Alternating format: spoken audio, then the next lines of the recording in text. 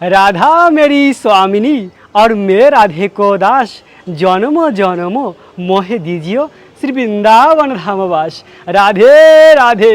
जय जय बलराम जयंती महा महा उत्सव की। প্রিয় ভক্ত, বলরাম জয়ন্তীর ব্রত আমরা কবে পালন করব? সামনে রয়েছে বলরাম জয়ন্তী। 28শে আগস্ট শুক্রবার পবিত্র বলরাম জয়ন্তী।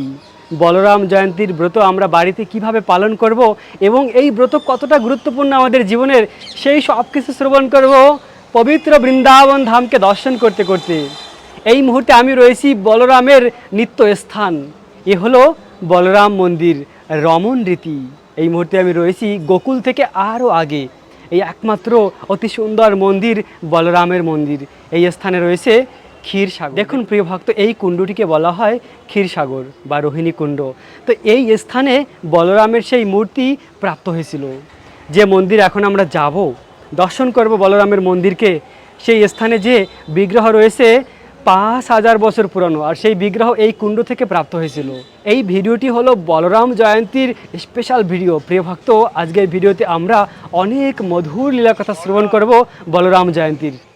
বলরাম পূর্ণিমার ব্রত আমরা বাড়িতে কিভাবে পালন করব? প্রিয় ভক্ত, এই বলরাম জয়ন্তী আমাদের জীবনের অতি গুরুত্বপূর্ণ।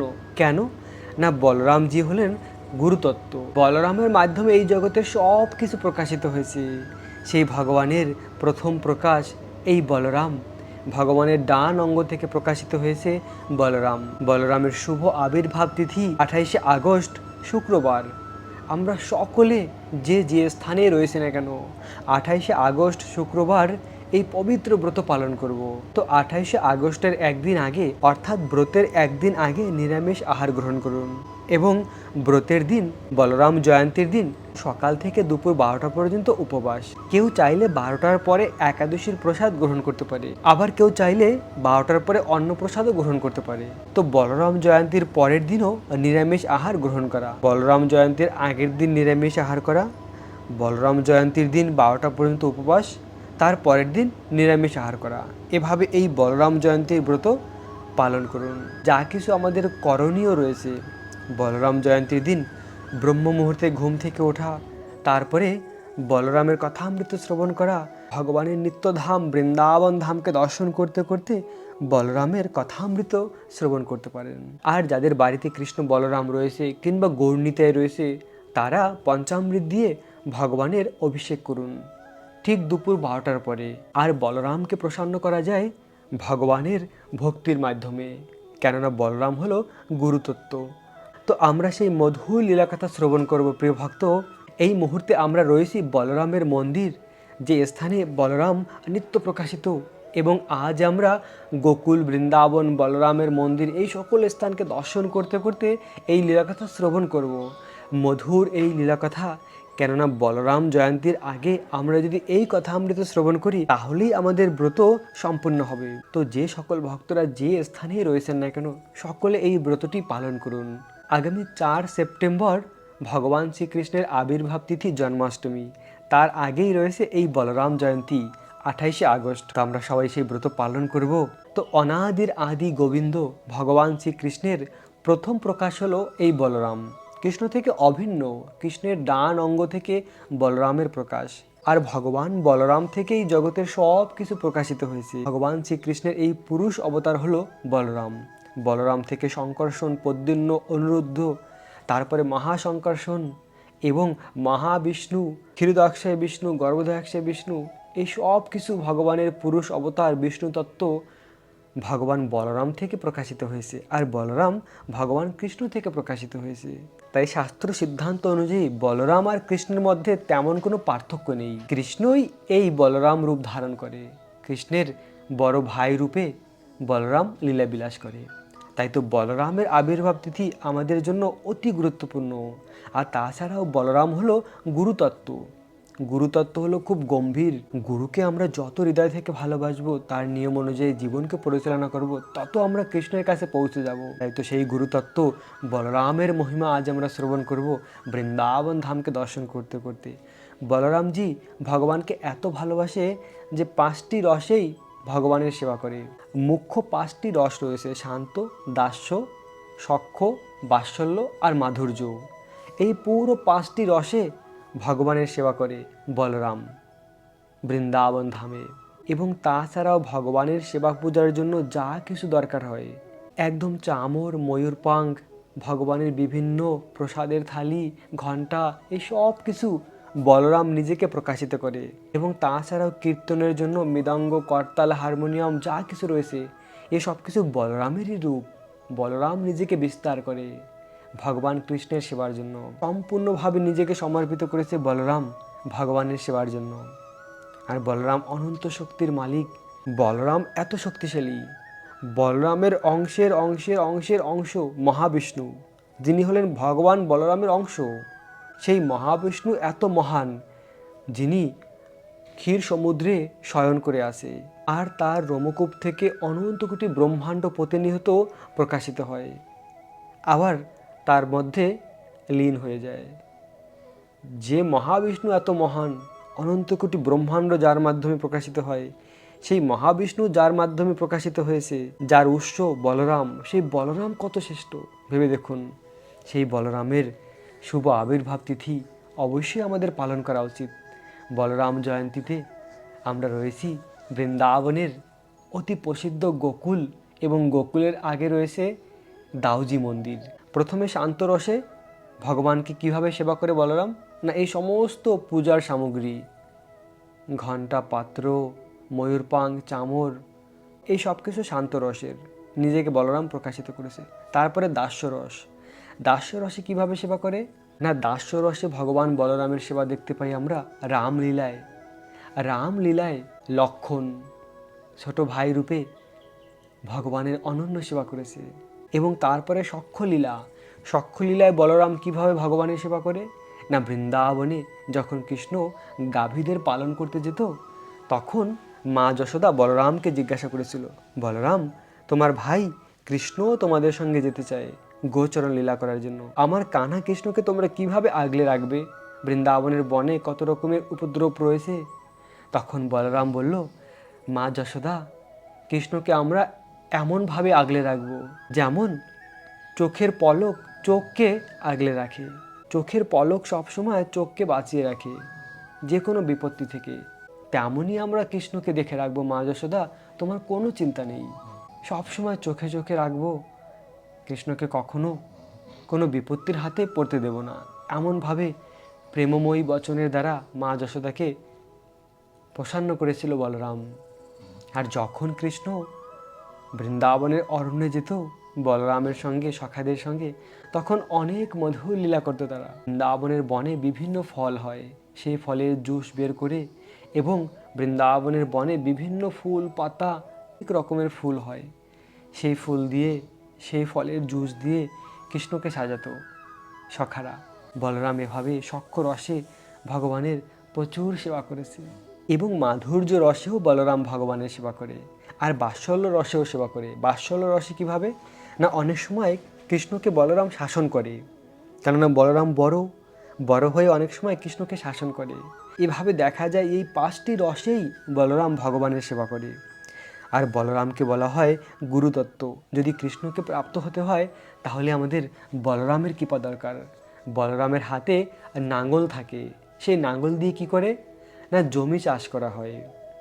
যখন জমিকে উর্বর করা হয়, জমি যখন রুক্ষ থাকে তখন সেই জমিকে উর্বর করা হয়, এর উপরে নাঙল চালানো হয়, তার মাধ্যমে জমি অনেক সুন্দর উর্বর হয়। তখন সেই জমিতে যখন বীজ রোপণ করা হয়, সেই বীজ অনেক সুন্দর অঙ্কুরিত হয়, তাতে অনেক সুন্দর ফসল ফলীভূত হয়। আর সেই কাজটিই করে বলরাম। জীবাত্মার হৃদয়ে ভগবানকে স্থাপন করার জন্য, ভগবানের ভক্তির জন্য প্রথমে গুরুর কৃপা দরকার, আর সেটিই করে বলরাম।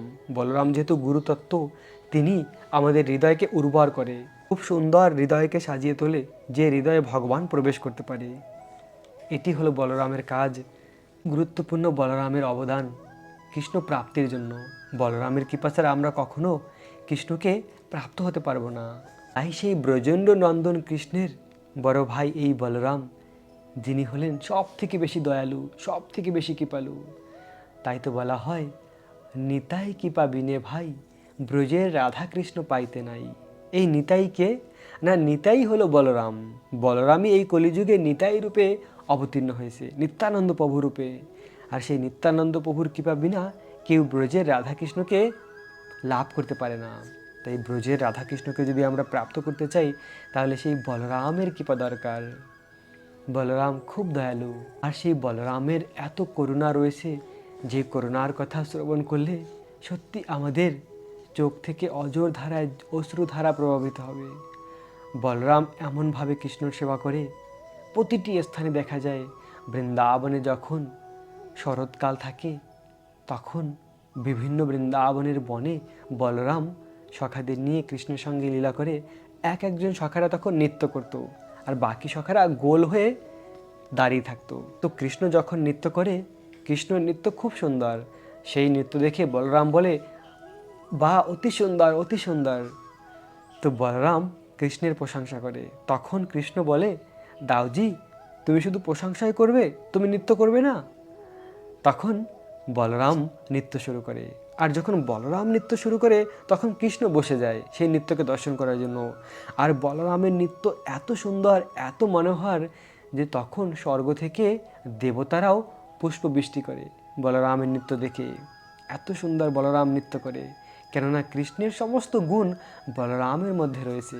কৃষ্ণের অভিন্ন প্রকাশ এই বলরাম। আর সেই বলরাম গুরুতত্ত্ব, যে গুরুদেবের কৃপার মাধ্যমে আমরা কৃষ্ণকে লাভ করতে পারি। তাই বলরাম জয়ন্তীর দিন প্রিয় ভক্ত, আপনারা বেশি বেশি করে ভগবানের কথা অমৃত শ্রবণ করুন। তো এর পরেও বলরাম জয়ন্তীর ভিডিওকে আপলোড করা হবে, লীলা কথা শ্রবণ করানো হবে। আপনারা শ্রবণ করবেন এবং ঠিক বলরাম জয়ন্তীর দিনও ভিডিও আপলোড করা হবে। তো বলরামের কথা অমৃত শ্রবণ করুন এবং বলরামের বিশেষ কৃপা লাভ করুন। আমরা সবাই এই দুঃখময় সংসার থেকে মুক্তি লাভ করে ভগবানের ধাম প্রাপ্ত হতে চাই। কিন্তু ভগবানের ধাম প্রাপ্ত হতে হলে গুরুর কৃপা দরকার। আর সেই গুরুই হলেন বলরাম। আমাদের যে মহান গুরু রয়েছে এই জগতে, তারা সকলে বলরামেরই প্রকাশ। বলরাম নিজেকে গুরুরূপে প্রকাশিত করে আমাদেরকে উদ্ধার করার জন্য, জীবাত্মাকে উদ্ধার করার জন্য। ভগবান শ্রীকৃষ্ণ যখন ভক্তরূপে অবতীর্ণ হয় চৈতন্য মহাপ্রভু রূপে, তখন তার একজন মহান ভক্ত ছিল রঘুনাথ দাস গোস্বামী। তো রঘুনাথ প্রথমে মহাপ্রভুর কাছে এসেছিল, কিন্তু মহাপ্রভু তাকে কৃপা করেনি। মহাপ্রভু তাকে বলেছে, মর্কট বৈরাগ্য না করিও লোক দেখাইয়া। তুমি এই লোকদের দেখিয়ে মর্কট বৈরাগ্য করবে না, অন্তরে নিষ্ঠা করো, বাহিরে লোক ব্যবহার। তুমি অন্তর থেকে ভগবানকে ভালোবাসো, বাহিরে লোক ব্যবহার করো। বাহিরে সকলকে দেখাও যে তুমি একজন বিষয়ী, কিন্তু হৃদয়ে নিষ্ঠা রাখো। তো তখন এভাবে কেনই চৈতন্য মহাপ্রভু তার এই নিত্য পার্ষদ রঘুনাথ দাস গোস্বামীকে কৃপা করেনি? তার কারণ হলো, তখন পর্যন্ত রঘুনাথের উপরে গুরুর কৃপা হয়নি। গুরু কে ছিলেন? নিত্যানন্দ প্রভু। তো তখন রঘুনাথ ঘরে ফিরে আসছে। তো তারপরে রঘুনাথ খবর পেয়েছে নিত্যানন্দ প্রভু পানিহাটে এসেছে। তখন পাগলের মতন তখন নিত্যানন্দ প্রভুর দর্শনের জন্য রঘুনাথ ছুটে এসেছিল। রঘুনাথ যখন ছুটে এসেছিল, রঘুনাথ ছিল রাজার পুত্র। দূর থেকে রঘুনাথ প্রণাম করেছিল নিত্যানন্দ প্রভুকে। নিত্যানন্দ প্রভুর সেবকেরা বলল, প্রভু ওই দূরে রঘুনাথ এসেছে। তখন নিত্যানন্দ প্রভু বলল, নিয়ে আসো আমার কাছে। তখন নিত্যানন্দ প্রভু রঘুনাথকে চোর বলে সম্বোধন করেছিল। কেন কেন চোর বলেছিল? কেননা নিত্যানন্দ প্রভুর সম্পদ হলো কৃষ্ণ, নিত্যানন্দ প্রভুর সম্পদ হলো চৈতন্য মহাপ্রভু। চৈতন্য মহাপ্রভুকে যদি কেউ পেতে হয়, অর্থাৎ চৈতন্য মহাপ্রভু স্বয়ং কৃষ্ণ, কৃষ্ণকে যদি কারো পেতে হয়, তাহলে সেই নিতাইয়ের কৃপা দরকার, বলরামের কৃপা দরকার। তাই তো সেই নিত্যানন্দ প্রভু রঘুনাথকে বলেছিল, তুমি হলে চোর। কেননা তার সম্পত্তি তার থেকে অনুমতি না নিয়েই করার চেষ্টা করেছিল। তাই তখন নিত্যানন্দ প্রভু রঘুনাথকে দণ্ড দিয়েছিল। নিত্যানন্দ প্রভুর দণ্ড মানে কৃপা, ভগবানের দণ্ড মানে কৃপা। নিত্যানন্দ প্রভু কি দণ্ড দিয়েছিল? না, আমার যত এই পার্শ্বদ ভক্তবিন্দু রয়েছে সকলকে তুমি চিরা দই আস্বাদন করাও, চিরা দই খাওয়াও। আর রঘুনাথ তো রাজার পুত্র ছিল, তার সঙ্গে সেবক ছিল, তার জন্য তো এটা একদম সহজ। সকল সেবককে তখন অনুমতি দিয়েছে, যাও যত বাজারে চিরা দই, মিষ্টি কলা, দুগ্ধ জাতীয় যা কিছু রয়েছে নিয়ে আসো। সেই চিরা দই মহোৎসবের আয়োজন করেছিল রঘুনাথ। আর রঘুনাথ এভাবে সকল বৈষ্ণবের সেবা করেছিল। আর তখন নিতাইয়ের কৃপা হয়েছিল, নিত্যানন্দ প্রভু রঘুনাথকে কৃপা করেছিল। আর তারপরে রঘুনাথ কৃষ্ণকে প্রাপ্ত হয়েছিল। তারপরে রঘুনাথ ঘর থেকে যেতে পেরেছে পুরীধামে, আর তারপরে তিনি ভগবানকে প্রাপ্ত হয়েছে। তাই আমরা দেখতে পাই কৃষ্ণকে লাভ করতে হলে প্রথমে গুরুর কৃপা দরকার। আর সেই আদি গুরু হলো বলরাম। বলরাম হলো আমাদের আদি গুরুদেব। সেই বলরামের কৃপা বিনা আমরা কখনো কৃষ্ণকে প্রাপ্ত হব না। তাই বলরামকে হৃদয় থেকে ভালোবাসা উচিত, বলরামের জন্য কান্না করা উচিত যে হে বলরাম, তুমি আমাদের কৃপা করো, তোমাকে ছাড়া আমরা কখনো কৃষ্ণকে পেতে পারি না। প্রিয় ভক্ত, বলরাম অত্যন্ত কৃপালু। বলরাম এত কৃপালু যার একটি উদাহরণ নবদ্বীপ লীলায় জগাই মাধাই। জগাই মাধাই বলরামকে প্রহার করেছে, বলরামের উপরে কলসি দিয়ে মেরেছিল এবং তার মাথা কেটেছিল। মাথা কেটে রক্ত বের হচ্ছিল। ভেবে দেখুন, মার খেয়েও প্রেম দেয় এমন দয়াল তো আর নাই রে। বলরাম মার খেয়েও জগাই মাধাইকে প্রেম দান করেছে। তাই তো এত সুন্দর ভজন গায় ভক্তরা, মার খেয়েও প্রেম দেয় এমন দয়াল তো আর নাই রে। এই জগতে এমন দয়াল আর কেউ নেই, একটাও এমন উদাহরণ নেই এই জগতে যে মার খাওয়ার পরেও তাদেরকেও কৃষ্ণ প্রেম দান করে। কেউ করেনি আজ অব্দি এমন কৃপা, শুধু নিতাই করেছে। নিতাই মানে বলরাম করেছে। বলরাম যেমনটি কৃপা করেছে এমন কৃপা ভগবান কৃষ্ণও করেনি। কেননা ভগবান কৃষ্ণের করুণা, তার প্রেম নিতাইয়ের কাছে রয়েছে। আমরা দেখতে পাই যে বলরাম এই গৌরলীলায় নিতাই রূপে যে কৃপা করেছে সকলকে, এমনটি কৃপা কেউ করেনি। তিনি ঘরে ঘরে গিয়ে ভিক্ষা করেছে বলরাম। কি ভিক্ষা করেছে? কোনো ধন সম্পত্তি, টাকা পয়সা না। তিনি ভিক্ষা করেছে, তোমাদের কাছে আমি এই ভিক্ষা চাই, তোমাদের আমি দাস হয়ে যাব। শুধু একবার বলো হরি হরি, একবার বলো হরে কৃষ্ণ কৃষ্ণ কৃষ্ণ হরে হরে, হরে রাম রাম রাম হরে হরে। বলরাম এই ভিক্ষা করেছে দাঁড়ে দাঁড়িয়ে গিয়ে যে তোমরা সবাই গৌরাঙ্গ মহাপ্রভুর ভজন করো, কৃষ্ণের ভজন করো, তাহলে তোমরা এই জীবনেই কৃষ্ণকে প্রাপ্ত হবে। সেই শিক্ষা দিয়েছিল বলরাম। আর সেই বলরামের শুভ আবির্ভাব তিথির ব্রত আমরা পালন করে দুর্লভ মনুষ্য জন্মকে সার্থক করব। প্রিয় ভক্ত, আপনারা সকলে এই ব্রত পালন করুন। সকলকে বলরাম জয়ন্তীর অনেক অনেক শুভেচ্ছা, অভিনন্দন। আশা করি সকলে এই ব্রত পালন করে দুর্লভ মনুষ্য জন্মকে সার্থক করবেন। রাধে রাধে।